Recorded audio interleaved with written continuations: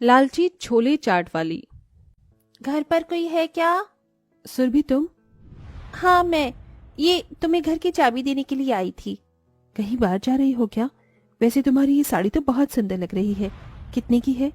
आज हमारी शादी की सालगिरह है ना, तो इसलिए ये मुझे पिक्चर दिखाने बाहर ले जा रहे हैं। ये साड़ी भी उन्होंने ही मुझे दी है, पूरी 6,000 रुपए की है। सुरभि शालिनी को घर की चाबी देकर अपने पति के साथ पिक्चर देखने के लिए चली जाती है। सुरभि को इतनी महंगी साड़ी में देख शालिनी को बहुत जलन होती है। मम्मी मम्मी, मेरा स्कूल का होमवर्क करवा दो। मैं तेरी माँ हूँ या तेरी टीचर जो तेरा होमवर्क करवाऊं? चुपचाप से खुद कर, समझा? क्या हुआ शालिनी, तुम इतने गुस्से में क्यों हो? आज सुरभि की शादी की सालगिरह थी। उसके पति ने उसको पूरी 6,000 रुपए की साड़ी दी है। ऊपर से आज उसका पति उसे पिक्चर दिखाने लेकर गया है, और आप हैं कि साल भर में भी मुझे एक छोटा सा तोहफा नहीं देते। शालिनी, तुम तो जानती हो ना कि मेरी कमाई सुरभि के पति जितनी नहीं है, और वैसे भी तुमने भी तो अभी 2 हफ्ते पहले ही साड़ी ली थी। 600 की और 6,000 की साड़ी में जमीन आसमान का फर्क होता है। मेरी माँ ने मना किया था कि इस गरीब से शादी मत कर, लेकिन मैं ही प्यार में अंधी हो गई थी। अगर माँ के बताए हुए घर में शादी करती तो आज मैं भी सुरभि की तरह एक अच्छी जिंदगी जी रही होती। शालिनी की बात सुन जगन को बहुत बुरा लगता है और वो बिना कुछ कहे घर से बाहर चला जाता है। वहीं शालिनी अब खाने की तैयारी करती है, जिसमें आज वो सबके लिए गर्मा गर्म चटपटे छोले चाट बनाती है। अरे आज ये छोले चाट किस लिए? वो आज मैंने आपको कुछ ज्यादा ही बोल दिया था, इसलिए माफी के तौर पर मैंने आपकी मनपसंद छोले चाट बनाए हैं। खाकर बताइए कि कैसे बने हैं। तुम्हारे जैसे छोले चाट पूरे शहर में कोई नहीं बना सकता। दोपहर में जो हुआ उसे भूल जाओ। चलो अब सब मिलकर छोले चाट खाते हैं। हाँ मम्मी, ये छोले चाट तो बहुत ज्यादा टेस्टी है। शालिनी शुरू से ही एक लालची किस्म की औरत थी। लोगों की नई चीज खरीदता देख शालिनी को हमेशा उनसे जलन होती थी।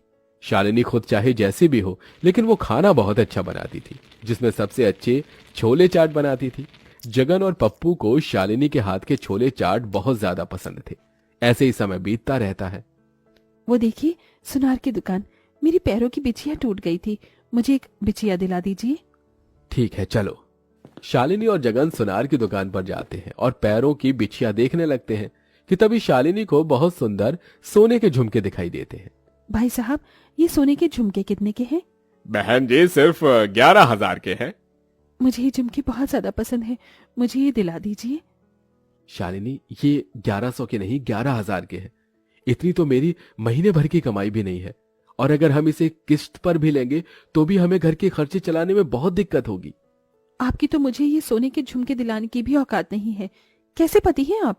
अपनी पत्नी की छोटी सी ख्वाहिश को भी पूरा नहीं कर सकते। ख्वाहिश अगर औकात में हो तो इंसान उसे पूरा कर सकता है, औकात से बाहर की हो तो नहीं। देखिए बहन जी, भाई साहब, अगर आप दोनों को लड़ाई करनी है तो दुकान से बाहर जाकर करिए। यहाँ बैठकर मेरे ग्राहकों को परेशान मत करिए। दुकान वाले की बात सुन दोनों अपने घर चले जाते हैं। जगन के लाख समझाने पर भी शालिनी अपने लालच को कम नहीं करती। ऐसे ही एक दिन जब शालिनी सब्जी लेकर मंडी से अपने घर लौट रही होती है। ये पकौड़े वाले, छोले भटूरे, गोलगप्पे वाले, यहाँ तक कि जलेबी वाले के ठेले पर भी लोगों की कितनी भीड़ है। दिन में ये तो 3,000 रुपए तो कमा ही लेते होंगे। यही सोचते हुए शालिनी अपने घर पहुंचती है। क्या हुआ शालिनी, आज तुम्हें सब्जियां लाने में इतनी देरी क्यों हो गई? बाजार में कई ठेले वाले तरह तरह के खाने बनाकर बेच रहे थे। छोले भटूरे, पापड़ी चाट, गोलगप्पे, समोसे और न जाने क्या क्या। इसलिए मैं सोच रही थी कि क्यों ना अब मैं भी बाजार में ठेला लगाऊं। लेकिन तुम बेचोगी क्या? आप ही तो कहते हैं कि मेरे जैसे छोले चाट कोई नहीं बना सकता, इसीलिए मैं छोले चाट बेचूंगी। घर में 2 लोग काम करेंगे तो पैसे ज्यादा आएंगे। फिर हम धीरे धीरे इस किराए के मकान को छोड़कर अपना खुद का मकान ले लेंगे। पप्पू को भी बड़े से प्राइवेट स्कूल में पढ़ाएंगे और अमीरों की तरह अपनी जिंदगी जिएंगे। तुम और तुम्हारे अमीर बनने के सपने, अगर तुम्हें इससे खुशी मिलती है तो तुम छोले चाट का ठेला लगा लो। जगन की बात सुन शालिनी बहुत ज्यादा खुश होती है और अपनी थोड़ी बहुत बचत से छोले चाट बनाने का सारा सामान ले आती है और रात भर छोले चाट बनाने की तैयारी करती है। अगले दिन होते ही भाड़े पर लिए गए ठेले पर शालिनी छोले चाट बनाने का सारा सामान रखती है और ले जाकर बाजार में छोले चाट बेचती है। छोले चाट ले लो, छोले चाट गर्मा गर्म चटपटे, शालिनी की छोले चाट ले लो, सिर्फ 20 रुपए प्लेट, 20 रुपए प्लेट। अरे बहन जी, 1 प्लेट छोले चाट तो लगाना। ये लीजिए भाई साहब, आपकी गर्मा गर्म छोले चाट। अरे वाह भाई वाह, ये तो बहुत बढ़िया छोले चाट है। इसमें थोड़ी सी हरी चटनी और डालना बहन जी, मजा आ गया तुम्हारी यहाँ की छोले चाट खाकर। बहन जी क्या बेच रही हो? खुशबू तो बहुत बढ़िया आ रही है। अरे गर्मा गर्म और चटपटे छोले चाट है, खाकर देखिए, मजा ना आ जाए तो मेरा नाम बदल दीजिएगा। शालिनी उस कस्टमर को भी गर्मा गर्म छोले चाट देती है, जिसे खाकर वो कस्टमर भी पहले वाले कस्टमर की तरह ही शालिनी के छोले चाट की बहुत तारीफ करता है। अरे कसम से बहन जी, मजा आ गया आपके यहाँ के चाट छोले खाकर। 2 प्लेट मेरे लिए छोले चाट पैक भी कर दीजिए।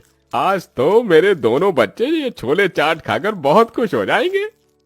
बाजार में कई तरह के चटपटे खाने मिलते थे, लेकिन शालिनी जैसे चटपटे छोले चाट कोई नहीं बना सकता था, जिसके चलते अब धीरे धीरे सारे कस्टमर शालिनी के छोले चाट की तरफ आकर्षित होने लगते हैं, जिससे धीरे धीरे अब शालिनी की कमाई भी बढ़ने लगती है।